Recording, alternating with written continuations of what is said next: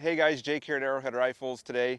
In today's video, we're going to be doing a gear dump of sorts. I get asked quite often some of the main gear I'm using for the upcoming season and just wanted to do a video going over some of that stuff. So let's jump into it. First things first, let's get into some boots. These are the Crispy Altitude GTXs. This is in their new gray color for the men's. They're super sharp looking boot. But these are going to be a great kind of middle ground option, almost like a do-all boot for you. They're not going to be too stiff or too heavy like a backpacking type boot, but they're also not going to be too light and too flimsy or flexible like some of your lighter weight options. So this is a perfect middle ground option. This boot's going to do everything I need it to do. With those, I'm going to be running the Sheep Feet Custom Orthotics this year. I've heard nothing but great things about these from some friends. I've always been interested in running a custom insole.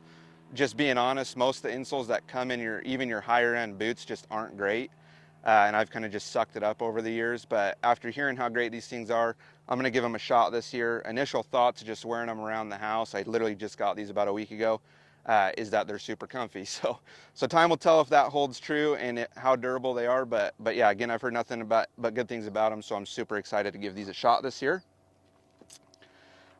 Shooting bag. I get asked all the time kind of what shooting bag I take with me in the field for shooting prone. This is the Phoenix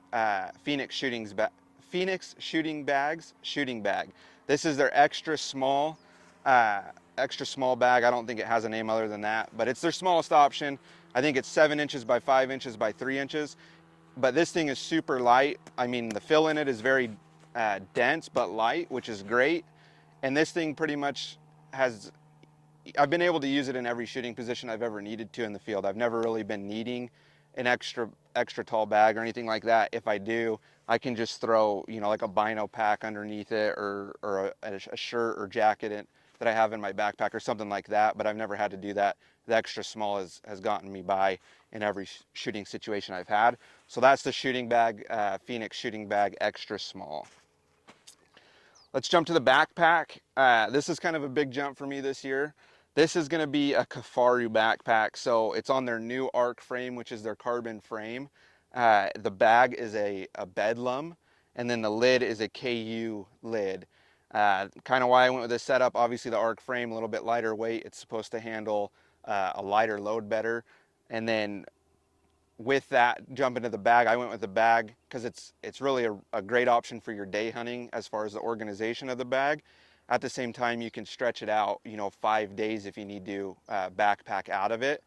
But I'm typically not backpacking. Most of the time I'm day hunting. Sometimes I might be hiking an hour, hour and a half in the morning. Most of the time I'm staying, within an hour of the truck and day hunting with the hunts I'm doing. That's just the nature of it here. But because of that, I went with the Bedlam and the ARC frame, knowing that it's going to be, a great setup for that day hunting style.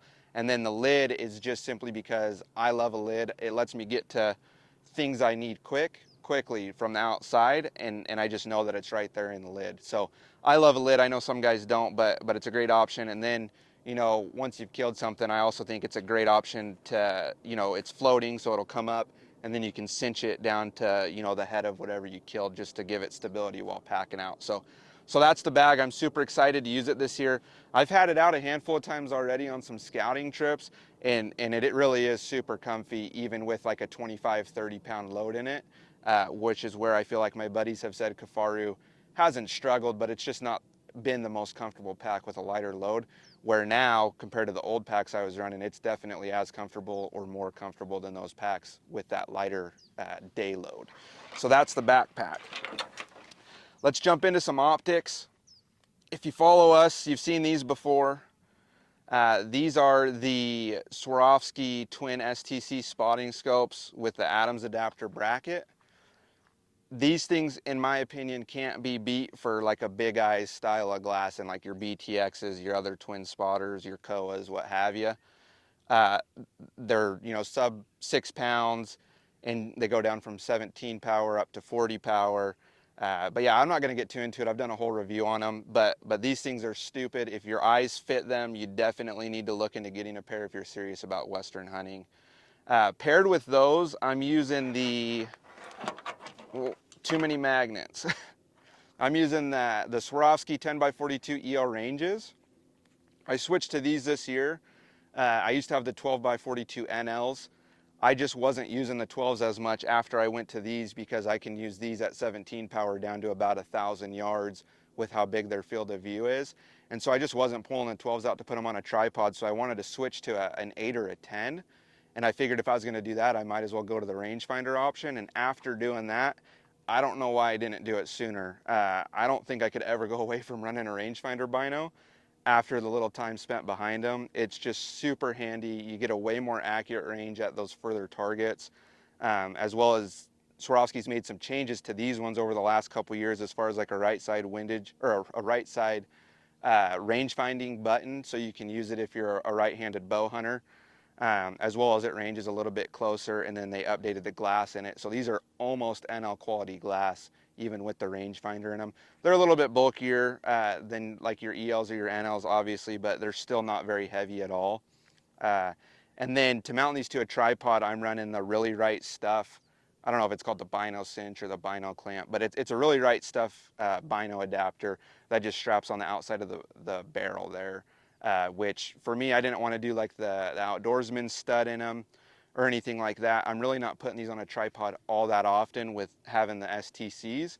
So when I do want to throw them on, this is plenty quick just to throw it on, you know, snap it on the head and glass with them. But with that, I want to touch on what's here on the bottom. This is going to be the new Nexus system by All-In, which you can see it here. This is kind of a quick attach or quick detach system for your optics and your tripod head. So it's run off magnet and it just snaps off. So the base plate has a magnet in it, this has a magnet in it. That way when you're wanting a glass, you just snap it on and you're good to go.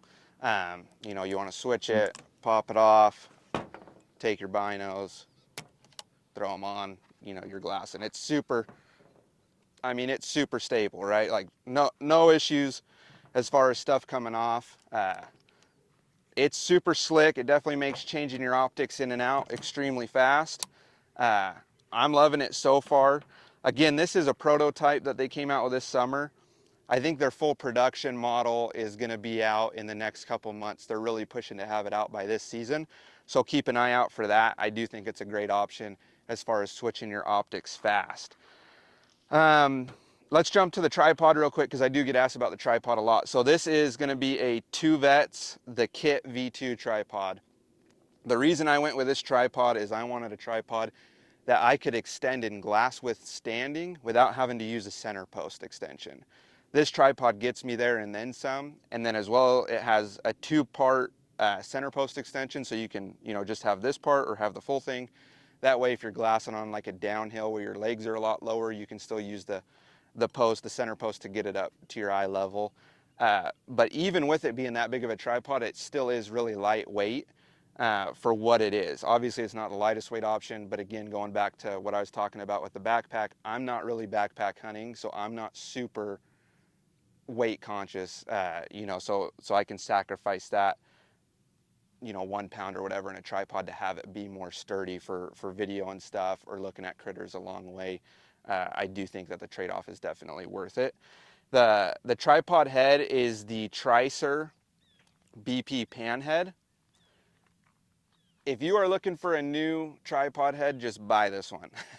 This thing is awesome. It's extremely smooth for the weight.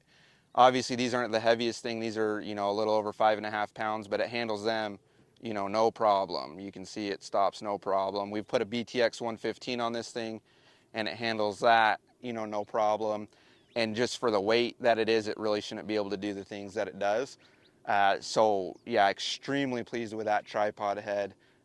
Just excited to keep using it this year. But if you're looking for a tripod head, they're not necessarily on the cheaper side of things, but they're also not on the most expensive side of things, but they're definitely worth the money. So look at that if you're looking for a new tripod head. Let's look at this real quick. This is the Marsupial Gear Bino Harness. You know, we're buddies with Marsupial. Long before I worked here at Arrowhead, I was using a Marsupial Gear Bino Harness. If you're not using a Bino Harness, you need to be. It's way more comfortable. It allows you to have extra pockets for like a wind checker. You know, if you're elk hunting, you could put like a diaphragm call in there, or whatever. I throw my tags in the back right here. You can see there's some old tags that I didn't fill back there. You can throw like batteries or whatever up here, chapstick, whatever you need in that front pouch. So super versatile, extremely comfortable. This is the best one on the market in my opinion. You're not going to go wrong running a marsupial gear anything, but especially their bino pack.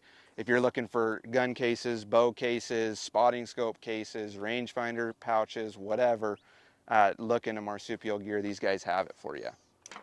The gun, I just did a video on the gun, so I'm not going to get super into that, but it's a 20-inch 7 PRC. I'm shooting 162 grain bullets out of it, about 2930 feet per second. So going to be a great short barrel option. But yeah, just super excited to run that. I'll touch on the bipod again real quick just because I get asked a lot about bipods. It's a Gunworks Elevate 2.0 bipod. For the adjustability in this thing and the weight, it can't be beat. I'll kind of show it a little bit since I did it in that other video. When you run this thing all the way in and fully extend it, I mean, you can see, I can shoot with that thing. I'm about 6 foot. I can shoot with that thing sitting flat on my butt, you know, just fine. So if you need to shoot sitting, this thing will get it done. And then if you run it the other way, see how good I am at this one-handed,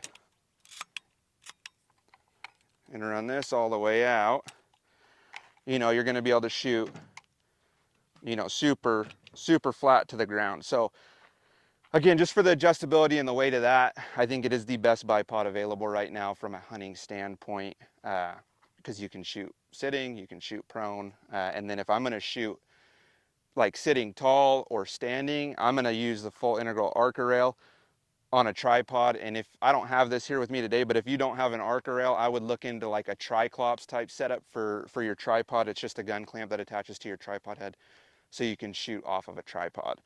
But yeah, I think that pretty well covers it.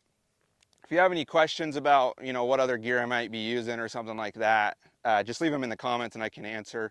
But if not, yeah, we appreciate you guys watching. I know Luke and I aren't the best at videos. We're not big fans of getting in front of the camera, but we just want to get the information out there. We get a lot of questions on it. We feel like this is probably the best platform to do that, to try to answer some of these questions, to save some phone calls. But yeah, we appreciate your guys' support. So as always, thanks for watching.